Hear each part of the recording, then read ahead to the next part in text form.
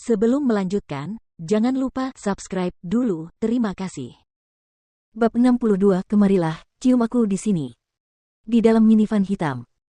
Cucuku yang baik, apakah kamu tahu di mana nenek tinggal? Ningsi, coba panggil aku cucu lagi. Nenek, memangnya kenapa kalau aku memanggilmu begitu? Aku akan membicarakannya denganmu. Serang aku. Aku masih khawatir kau tidak akan berani. Ah. Wanita terkutuk ini, kau benar-benar memukulku. Kursi belakang berguncang dengan suara berisik dan keributan, dan manajer, Lei Ming, yang mengemudi di depan benar-benar terdiam. Muye, aku sudah bilang padamu kau tidak akan bisa mengalahkannya, tetapi kau tidak percaya padaku. Apakah kau senang sekarang? Judul berita besok akan berubah dari gadis seksi menjemput Jiang Muye dari bandara, menjadi wanita tua menjemput Jiang Muye dari bandara.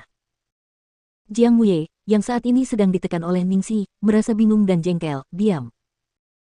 Lei Ming melihat medan perang di kursi belakang dari kaca spion, dan mulutnya berkedut saat kepalanya dipenuhi tetesan keringat. Ningsi, bisakah kau bersikap lebih lembut padanya?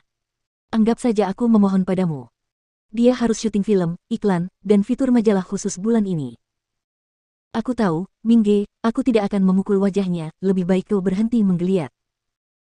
Pada titik ini, Jiang Muye telah benar-benar kehilangan citra tampan dan elegan yang dimilikinya di bandara. Saat ini kedua tangannya diborgol dan ditekan ke kursi mobil. Dia tampak seperti telah dianiaya. Ningsi, kau memaksaku melakukan ini.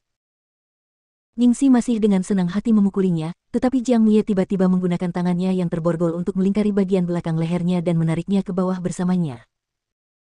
Melihat wajah tampan itu dari dekat, Ningsi tanpa sadar mundur dan mengangkat kepalanya, dengan senyum riang di wajahnya. Apa, kamu akan menggunakan kecantikanmu karena kamu tidak bisa mengalahkanku?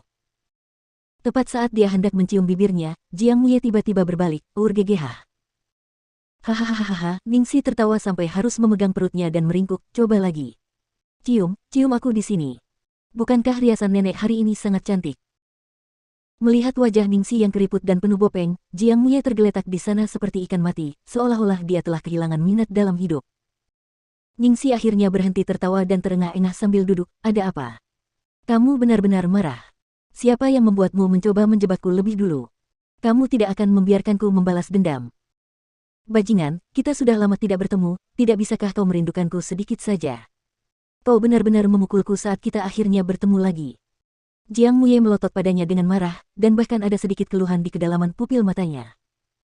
Ningsi tersenyum, tentu saja. Bukankah aku sudah mengatakannya di bandara? Nenek merindukanmu. Untuk mencegah dirinya mati karena amarah yang berlebihan, Jiang Muye akhirnya berhenti berkomunikasi dengannya.